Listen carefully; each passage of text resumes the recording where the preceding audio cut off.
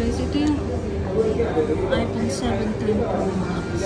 Aluminum siya. Nakaraan kasi sa titanium. Bumalik siya sa aluminum. Parang ang dull niya tignan. Hindi siya maganda. Hindi makinang.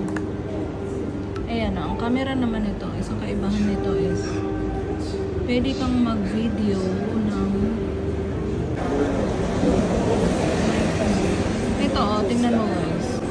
Pwede kang mag-take ng video ng naka-portrait. Hindi mo na kailangan igaganon. Hindi mo siya kailangan. Ganyan mo lang siya. Nakatayo lang yung phone mo.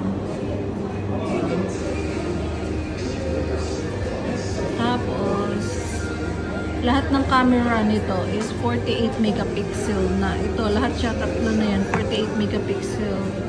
Tapos, yung front nito is 18 megapixel. Itong shop na to is puro lang siya Apple product. Fox. Yan o, Fox. Name ng shop. Dito sa may Jordan.